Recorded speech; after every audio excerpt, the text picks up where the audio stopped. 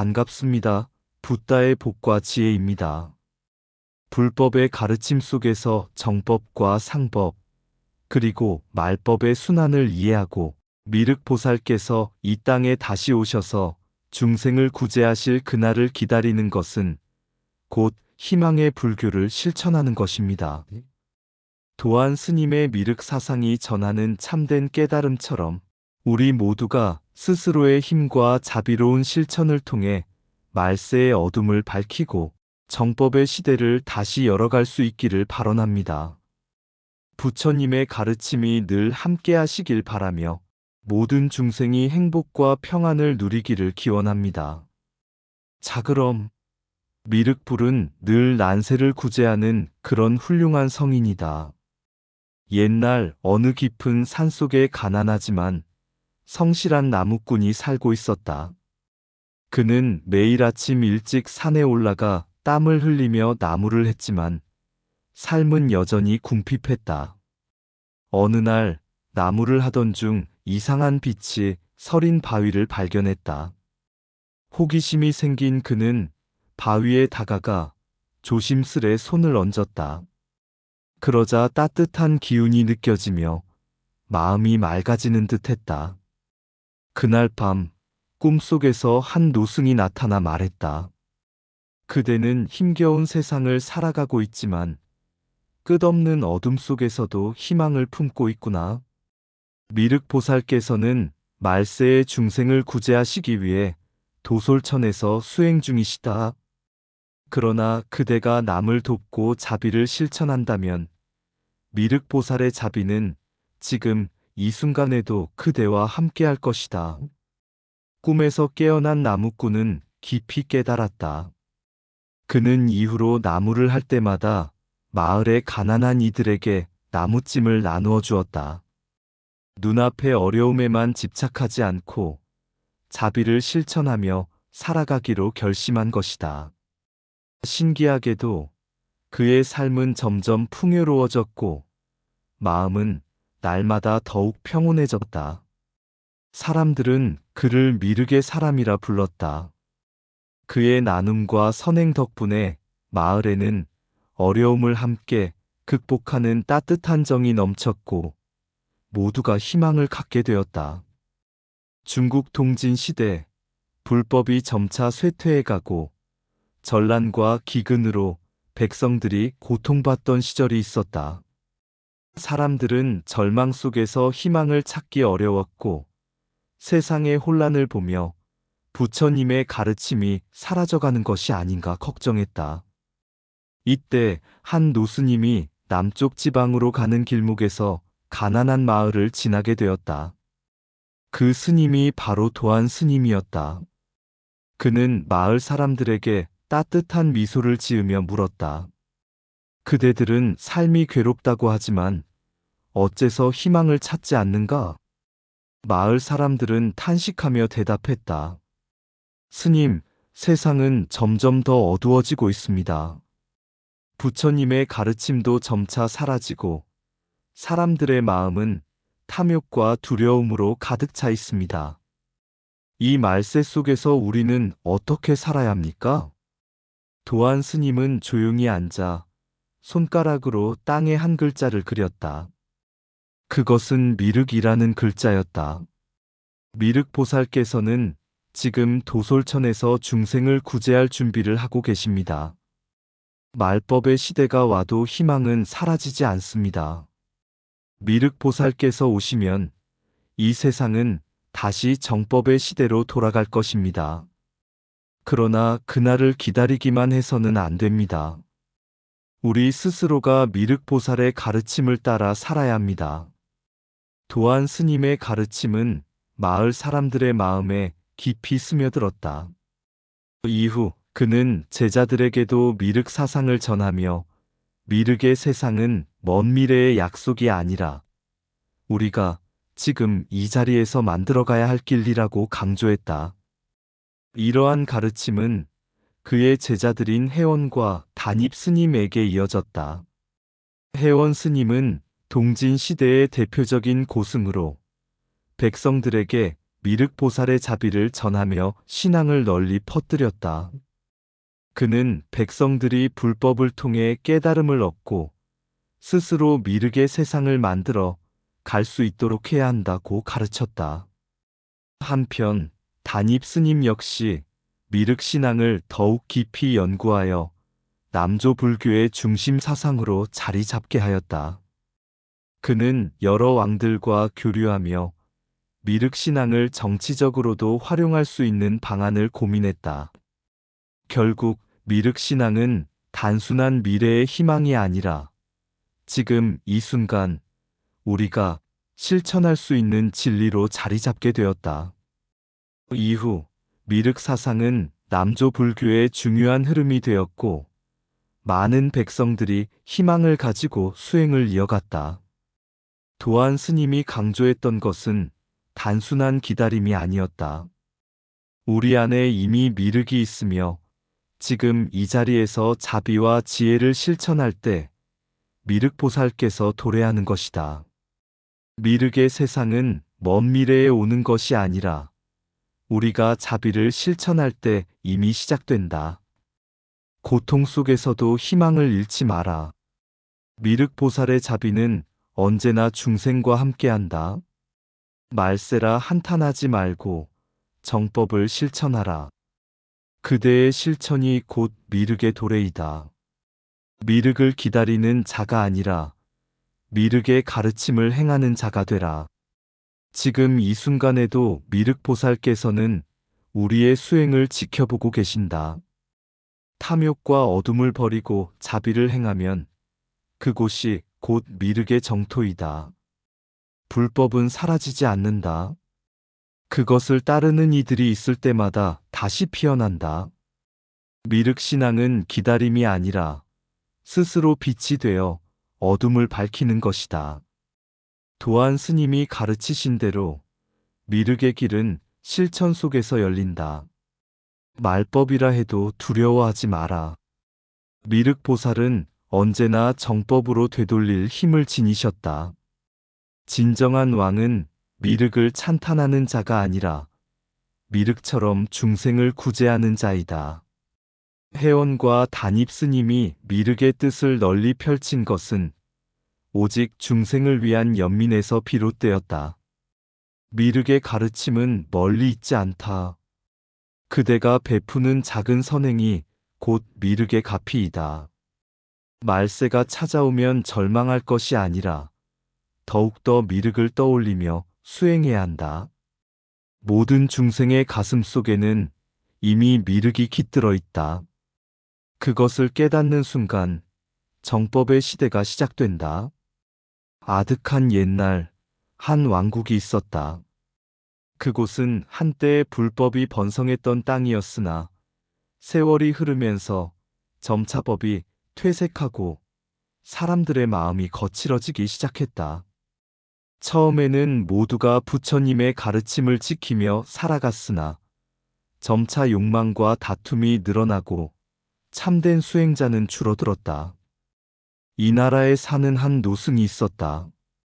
그는 마을을 다니며 부처님의 가르침을 설했지만 사람들은 점점 그의 말을 듣지 않게 되었다. 어느 날 한 젊은이가 그에게 물었다. 스님, 왜 세상은 이렇게 변해버렸습니까? 예전에는 사람들이 부처님의 법을 따랐지만 이제는 다툼과 고통뿐입니다. 노승은 조용히 미소를 지으며 말했다. 이것이 바로 부처님께서 말씀하신 정법, 상법, 말법의 흐름이다. 그는 땅 위에 세 개의 원을 그리며 설명했다. 이 첫 번째 원이 정법의 시대다. 이 시대에는 부처님의 가르침이 온전히 전해지고 사람들은 수행을 통해 깨달음을 얻으며 선과 자비가 세상을 지배한다. 두 번째 원은 상법의 시대다. 이때는 불법이 여전히 남아있지만 수행하는 자는 줄어들고 가르침을 형식적으로 따를 뿐 진정으로 실천하는 이는 적어진다. 마지막 원이 바로 말법의 시대이다. 이때는 부처님의 가르침이 희미해지고 탐욕과 혼란이 세상을 덮는다. 믿음은 약해지고 올바른 수행자는 찾기 어려워진다. 젊은이는 탄식하며 말했다. 그렇다면 우리는 말법의 시대에 살고 있는 것 아닙니까? 부처님의 가르침이 희미해지고 세상이 이토록 혼란스러우니 말입니다. 희망은 없는 것입니까? 노승은 다시 미소 지으며 말했다. 부처님께서는 이미 답을 주셨느니라. 말법의 시대가 되면 미륵보살께서 도솔천에서 내려와 부처가 되시어 새로운 정법의 시대를 열어주실 것이다. 그는 하늘을 가리키며 덧붙였다. 그러나 중요한 것은 기다리는 것이 아니라 우리가 먼저 미륵의 가르침을 실천하는 것이다. 미륵보살은 먼 미래에만 존재하는 것이 아니다. 우리가 서로를 돕고 자비를 베풀고 올바른 수행을 하면 그 순간 미륵보살께서 우리 곁에 계신다. 젊은이는 눈을 감고 깊이 생각하다가 물었다. 그러면 스님, 저는 무엇을 해야 합니까? 노승은 따뜻한 눈빛으로 말했다. 그대가 작은 친절을 베풀고 절망하는 이들에게 희망을 전하며 세상의 혼란 속에서도 올바름을 실천한다면 그것이 곧 미륵의 세상을 만드는 길이다. 미륵보살은 말법의 어둠을 밝히기 위해 오시지만 그대가 스스로 빛이 된다면 미륵의 시대는 더 빨리 다가올 것이다. 그날 이후 젊은이는 마을로 돌아가 자비를 실천하고 사람들에게 희망을 전하며 살았다. 그리고 그의 행동은 다른 이들에게도 영향을 주어 마을은 점점 밝아지고 사람들이 서로를 돕기 시작했다. 세상은 여전히 혼란스러웠지만 그의 마음속에는 분명한 깨달음이 있었다. 미륵보살을 기다리는 것이 아니라 내가 먼저 미륵의 자비를 실천하는 것이야말로 진정한 희망이다. 미륵신앙은 기다림이 아니라 실천이다. 우리가 자비를 행할 때 미륵보살께서는 이미 우리 곁에 계신다. 미륵보살을 기다리지 말라. 그대가 자비를 실천하는 순간 미륵은 이미 그대 곁에 있다. 말법의 시대라 한탄하지 말라. 어둠이 짙을수록 작은 빛도 더욱 밝게 빛난다. 미륵은 먼 미래의 부처가 아니라 지금 이 순간 자비를 행하는 모든 이의 마음 속에 있다. 정법의 시대는 하늘에서 내려오는 것이 아니다. 우리가 미륵보살의 가르침을 실천할 때 시작된다. 말법의 혼란 속에서도 올바름을 지키는 이는 이미 미륵의 길을 걷고 있는 것이다. 미륵신앙은 희망의 신앙이다. 절망을 넘어 자비를 실천하는 자가 곧 미륵의 시대를 연다. 미륵보살께서 오신다 한들 우리가 준비되지 않았다면 그분을 알아볼 수 없을 것이다. 불법이 사라진 것이 아니라 우리가 잊고 있을 뿐이다. 마음을 맑히면 미륵의 가르침은 언제나 우리 곁에 있다. 미륵보살의 세상은 저 먼 곳이 아니다. 자비와 연민이 머무는 곳마다 미륵의 정토가 펼쳐진다. 기다리는 신앙이 아닌 실천하는 신앙이 되어야 한다. 미륵의 시대는 우리 손으로 만드는 것이다. 말법이라 하여 불법이 사라지는 것이 아니다. 한 사람이라도 진리를 지킨다면 정법은 이어진다. 도솔천에 계신 미륵보살은 우리를 지켜보고 계신다. 그러나 우리가 자비를 행하지 않으면 그분도 손을 내밀 수 없다. 말세라 하여 절망할 필요 없다. 우리가 미륵보살의 가르침을 실천할 때 희망은 항상 피어난다.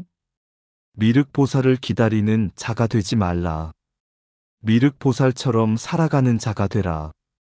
세상이 어둡다고 느껴질 때 미륵보살을 생각하라. 그리고 그분처럼 빛이 되라. 옛날 중국과 한국의 왕들은 흔히 자신을 미륵보살과 연결하려 했다. 나는 미륵이 현세의 강림한 존재다. 라며 백성들에게 신성한 왕권을 강조하곤 했다. 그러나 어떤 왕은 이를 진정으로 실천하고 어떤 이는 단지 권력을 유지하는 도구로 삼았다. 중국의 남조 시대 한 왕이 미륵신앙을 이용하여 자신을 전륜성왕으로 칭했다. 전륜성왕이란 미륵보살과 함께 세상을 다스리는 이상적인 왕을 뜻한다. 그는 사원을 짓고 불경을 널리 펴면서도 정작 자신의 탐욕은 버리지 못했다. 어느 날 한 고승이 왕을 찾아와 말했다. 전하께서는 미륵보살의 가르침을 따른다고 하셨지만 백성들의 삶이 나아지지 않는다면 그것이 참된 미륵의 토가 아니옵니다. 왕이 되물었다. 그러면 어찌해야 진정한 미륵의 도를 실천할 수 있단 말이냐? 고승은 조용히 답했다. 미륵보살은 말세의 혼란을 다스리러 오시는 분이십니다. 그러나 그분은 단순히 강림하시는 것이 아니라 스스로를 정화하고 중생을 보살피는 이들의 마음속에서 피어나는 존재입니다. 만약 전하께서 미륵을 따른다면 왕이 되는 것이 아니라 먼저 백성의 종이 되어야 하옵니다. 이 말을 들은 왕은 크게 깨닫고 이후로 자신을 미륵이라 부르지 않고 나는 미륵을 섬기는 자일 뿐이다. 라 선언하며 더욱 정진했다고 한다. 한국에서도 신라의 진흥왕 은미륵 신앙을 신봉한 대표적인 왕이었다. 그는 단순히 미륵을 숭배하는 것이 아니라 화랑을 중심으로 미륵보살의 가르침을 실천하는 무사 집단을 양성했다. 화랑은 단순한 전사가 아니라 미륵보살의 자비와 희망을 가슴에 품고 백성을 보호하는 참된 호법 전사였다. 그들은 전쟁에서 싸우기 전에 먼저 마음을 닫고 전장에서조차 적에게도 연민을 잃지 않는 수행자였다. 진흥왕은 화랑을 통해 왕권을 강하게 다지면서도 동시에 미륵의 가르침을 실천하려고 했던 인물이었다. 그는 단순히 왕권을 위한 미륵 신앙이 아닌 백성을 위한 미륵의 나라를 만들고자 했다. 이제 우리는 더 이상 왕이 미륵이 될 수 있다고 믿지는 않는다. 그러나 도안 스님이 강조한 미륵 사상의 핵심은 지금도 여전히 유효하다. 도안 스님은 미륵의 시대는 먼 미래가 아니다. 우리가 자비를 실천하는 순간 시작된다. 고 하셨다. 과거의 왕들은 미륵 신앙을 이용하여 권력을 얻으려 했지만 지금의 우리에게 필요한 것은 권력이 아니라 실천이다. 우리는 모두 작은 왕이다. 우리의 작은 행동 하나가 세상을 변화시킨다. 회사를 운영하는 이는 직원들에게 자비로운 왕이 되어야 한다. 가정을 돌보는 이는 가족에게 미륵보살처럼 따뜻한 보호자가 되어야 한다. 학생은 공부를 통해 지혜를 닦고 직장인은 자신의 노동을 통해 세상을 밝힌다. 도안 스님의 가르침은 오늘날 우리에게 이렇게 말한다. 미륵보살을 기다리지 말라. 그대가 자비를 베풀고 정의를 실천하며 희망을 나눌 때 미륵보살은 이미 그대 안에 있다. 미륵보살을 기다리는 것이 아니라 그분처럼 살아가야 한다. 진정한 왕은 왕좌에 앉은 자가 아니라 백성을 자비로 다스리는 자다. 미륵보살의 가르침은 권력을 위한 것이 아니라 모든 중생을 위한 것이다. 왕이 미륵이 되는 것이 아니라 자비를 행하는 자가 미륵의 길을 걷는 것이다. 미륵의 시대는 하늘에서 내려오는 것이 아니라 우리의 실천 속에서 태어난다. 진정한 지도자는 스스로를 낮추고 백성을 위해 미륵처럼 헌신하는 자다. 자비와 정의를 잃은 권력은 미륵이 아니라 탐욕일 뿐이다. 화랑이 칼을 들기 전에 마음을 닦았듯 참된 힘은 자비에서 비롯된다. 미륵을 믿는다는 것은 곧 희망을 잃지 않고 실천하는 것이다. 미륵 보살의 자비는 모든 이의 가슴 속에 있다. 그것을 깨닫는 순간 세상은 달라진다. 왕의 권력이 아니라 백성을 위한 마음이 미륵의 세상을 만든다. 도안 스님은 미륵이 올 날을 기다리지 않았다. 그는 그날을 만들기 위해 살았다. 미륵의 시대는 약속된 미래가 아니다. 그것은 우리가 함께 만들어 가야 할 길이다. 자비를 행하는 손길마다 미륵 보살의 빛이 깃든다. 미륵은 먼 미래의 구세주가 아니라 지금 이 순간 우리가 행하는 선업 속에 있다. 옛날 한 왕이 깊은 고민에 빠졌다. 그는 미륵 신앙을 신봉하며 자신이 미륵 보살의 가피를 입어 나라를 다스리고 있다고 믿었다. 그러나 세상은 여전히 혼란스러웠고 백성들은 배고픔과 고통에 시달리고 있었다. 어느 날 한 노스님이 왕궁을 찾아왔다. 왕은 스님에게 물었다. 나는 미륵 보살을 섬기며 정치를 하지만 백성들의 삶은 나아지지 않는다. 도대체 무엇이 문제인가? 노스님은 미소를 지으며 왕에게 말했다. 전하, 미륵 보살께서 오시면 어떤 나라를 만들고자 하시겠습니까? 왕은 당연하다는 듯이 대답했다. 모두가 행복하고 다툼이 없으며 가난한 사람이 없는 나라를 만들 것이다. 그러자 스님은 조용히 왕의 손을 잡고 말했다. 그렇다면 전하께서 먼저 그렇게 살아야 합니다. 미륵 보살을 기다리는 것이 아니라 스스로 미륵의 마음으로 백성을 보살피셔야 합니다. 왕은 깊이 생각에 잠겼다. 그날 이후 그는 궁궐의 사치를 줄이고 직접 백성들의 삶을 살피며 굶주린 자를 돕고 병든 자를 보살폈다. 왕이 먼저 변화하자 신하들도 백성들도 점점 서로를 돕기 시작했다. 몇 년 후 왕은 다시 스님을 찾아가 물었다. 나는 여전히 미륵 보살이 강림하는 모습을 보지 못했소. 그러나 신기하게도 백성들은 스스로 돕고 나라가 평화로워졌소. 이것이 미륵의 세상인가? 스님은 고개를 끄덕이며 말했다. 전하, 미륵 보살께서는 이미 강림하셨습니다. 전하의 가슴 속에서, 백성들의 따뜻한 손길 속에서, 자비로운 행위 속에서 이제야 전하께서는 진정한 미륵의 나라를 여셨습니다. 왕은 그제야 깊이 깨달았다.